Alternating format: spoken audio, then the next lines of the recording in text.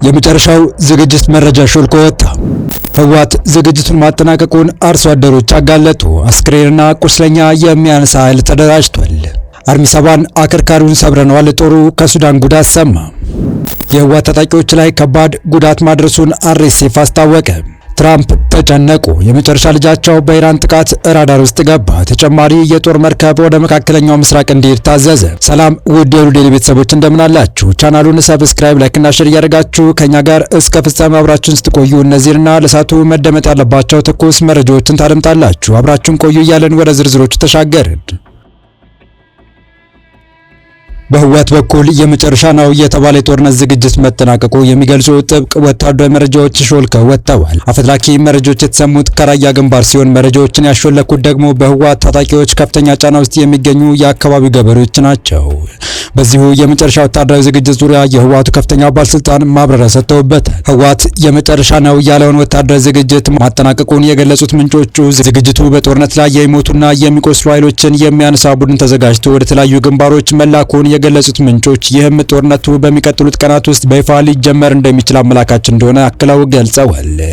በፌዴራል መንግስትና በህወሓት ኃይሎች መካከል ዳግም ግጭት ሊቀሰቀስ ይችላል በሚል ስጋት በርካታ ተፈናቃዮች ራያና አላማጣን እየለቀቁ በሚገኝበት በዚህ ወቅት ባላማጣ ከተማና ዙሪያው የሚገኙ ማህበረሰብ የመጨረሻ ነው ለተባለው የጦርነት ዝግጅት የሚሆን የገንዘብና የእህል መዋጮ በግዴታ እንዲከፈል እየተገደደ መሆኑን ነዋሪዎችና አርሶ አደሮች ገልጸዋል። በጉዳዩ ላይ ምላሽ ሰጡት የህወሓት ቃል አቀባይ አቶ አማኑኤል አስክዶም በበኩላቸው ክሱ መሰረት የሌለው ነው ብለዋል። ህዝቡ የህልውና ስጋት እንደተደቀነበት በመገንዘብ በገዛ ፍቃዱና በዞኑ ውሳኔ መሰረት የሚደገፍ መሆኑን ገልጸው የሚነሱት ቅሬታዎች እንቅስቃሴውን ለመቀልበስ በተራጁ ጥቂት ወገኖች የሚነሱ አጀንዳዎች ናቸው ሲሉ አስተባብለዋል። በፌዴራል መንግስትና በህወሓት ኃይሎች መካከል ዳግም ግጭት ይከሰታል በሚል ፍርሃት ራያና አላማጣና አካባቢው እየለቀቁ ወደ አጎራባች ከተሞች የሚጓዙ ተፈናቃዮች በበረከቱበት በዚህ ጊዜ በአላማጣ ከተማና ዙሪያ የሚገኙ ነዋሪዎችና አርሶ አደሮች ለጦርነት ድጋፍ የሚሆን ገንዘብና የእህል መዋጮ በግዴታ እየጠየቅን ነው ሲሉ ብሶታቸውን አሰምተዋል። ይኸው የግዳጅ የእህልና ገንዘብ መዋጮ ከበላይ አካል የመጣ ነው በሚል ተግባራዊ መደረግ መጀመሩን የገለጹት ምንጮቹ እሺ ብሎ በማይከፍል ላይ ደግሞ እስከ 5000 ብር የሚደርስ ተጨማሪ የገንዘብ ቅጣት የሚያስጥል መሆኑን አክለው ለዶይቼ ቬለ ተናግረዋል። በህወሓት ሹማምንት ነው መዋጮ እየጠየቀን ያለ ነው የሚሉት ባላማጣ ከተማ 02 ቀበሌ ነዋሪ የሆኑት የመረጃ ምንጭ እንደሚገልጹት እሳቸው በሚኖሩበት ቀጠና 4 የተባለ ሰፈር ብቻ 12 ሚሊዮን ብር በግዳጅ ከነዋሪው እንዲሰበሰብ ተወስኗል።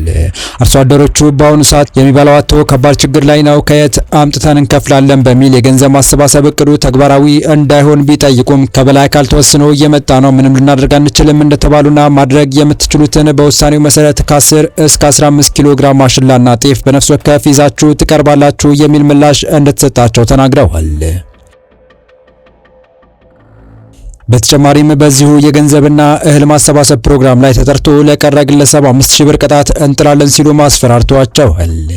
ከማህበረሰቡ የሚሰበሰበው ብርና እህል ጦርነትን ታሳቢ ያደረገ ነው የሚሉት ሌላኛው የአላማጣ ከተማ ነዋሪ በተጨማሪም በጦርነት የሚሳተፉ አግላዮች ወይም አስክሬንና ቁስለኛ አንሺዎች ምርጫም ተከናውኗል ሲሉ ይናገራሉ። እንደ ነዋሪዎቹ ገለጻ እነዚህ የማግለል ስራ እንዲሰሩ የተመረጡ ግለሰቦች ግመል፣ አህያ፣ በቅሎ፣ በሬ እንዲገዙ ተወስኖላቸዋል። ይህ አይነቱ ዝግጅት አስቸኳይ ጦርነት የሚደረግ ዝግጅት መሆኑን የጠቀሱት ምንጮች አሁን ላይ በራያና አካባቢው ክረምቱ በተጠበቀው ልክ ባለመሆኑ ለድርቅ ተዳርገናል በማለት ህወሓት ያወረደውን የግዴታ እህል መዋጮ ወደ መኸር ወቅት እንዲገፉት ብንጠይቅም ተገቢ መልስ ማግኘት አልቻልንም ሲሉ ነው የሚደመጡት። የአካባቢው ማህበረሰብ በእንዲህ ያለ መልኩ ቅሬታውን እያሰማ ቢሆንም ህወሓት በበኩሉ ጆሮ ዳባ ልበስ ከማለት አልፎ መዋጮ በደስታና ከህዝቡ በግዴታ እየተሰጠኝ ያለነው ማበረታቻ ነው የሚል ጨዋታ ጀምሯል። በጉዳዩ ላይ ምላሽ የሰጡት የህወሓት ቃል አቀባይ አቶ ሚካኤል አስክዶም የደቡባዊ ዞን ህዝብ እንደ ዞኑ በራሱ ተነሳሽነት ለጦርነቱ ማስኬጃ የሚሆን ገንዘብና እህል ለማሰባሰብ ውሳኔ ማስተላለፉን ገልጸው የቀረበባቸውን ክስ ውድቅ አድርገዋል። በተደጋጋሚ የድሮን ጥቃት ከፍተኛ ጉዳት የደረሰበት ህወሓት በዚሁ ብስጭት በራያ የተለያዩ ቀጠናዎች የተቀናጀ አፈሳ ማካሄዱን ያመላከተው መረጃ በራያ አዘቦ ወረዳ ባካሄደው አፈሳ እድሜያቸው የገፉ አባቶችን እንኳን ምህረት አላደረገላቸውም።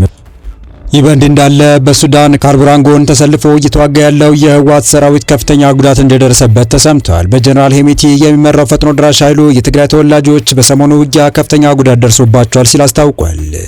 በሱዳን የብሉ ናይል ግዛት ዋና ከተማ በሆነችው ደማዚን አቅራቢያ በሱዳን መደበኛ ጦርና በፈጣን ድጋፍ ኃይሎች መካከል ከትናንት ጀምሮ እጅግ ከባድ ውጊያ እየተካሄደ ይገኛል። የሱዳን ፈጣን ድጋፍ ኃይል በሰጠው መግለጫ በሱዳን ጦር ጎን ተሰልፈው ይዋጉ የነበሩና በህወሓት ተልከዋል ያላቸው ታጣቂዎች ላይ ከፍተኛ ጉዳት ማድረሱን ይፋ አድርጓል። ከዚህ ጉዳይ ጋር በተያያዘ ጠቅላይ ሚኒስትር አብይ አህመድ በህዝብ ተወካዮች ምክር ቤት ባደረጉት ንግግር ህወሓት የትግራይ ተወላጆችን ለባዕድ ኃይሎች በዶላር እየሸጠና ለማይመለከታቸው ጦርነት አጋልጦ እየሰጠ መሆኑን መግለጻቸው አይዘነጋም። ይህንን ሁኔታ አስመልክተው አስተያየታቸውን የሰጡ ገለልተኛ የሲቪል ማህበራት በበኩላቸው የትግራይ ወጣቶች በስደትና በስደተኞች ጣቢያዎች ውስጥ እያሉ ለውጭ ጦርነት መጠቀሚያ የሆኑ መሆናቸውን በተደረጉ ማረጋገጫዎችና መረጃዎች ማረጋገጥ መቻላቸውን አስታውቀዋል። የሱዳን የእርስ በርስ ጦርነት ከተቀሰቀሰበት ጊዜ አንስቶ በርካታ ስደተኞችና ንጹሃን የትግራይ ተወላጆች የህወሓትን ቡድን የተሳሳተ አሰራርና የፖለቲካ ንግድ ሳቢያ በባዕድ ሀገር ውጊያ ውስጥ እንደ መሳሪያ እየተጠቀሙባቸው ይገኛሉ ተብሏል።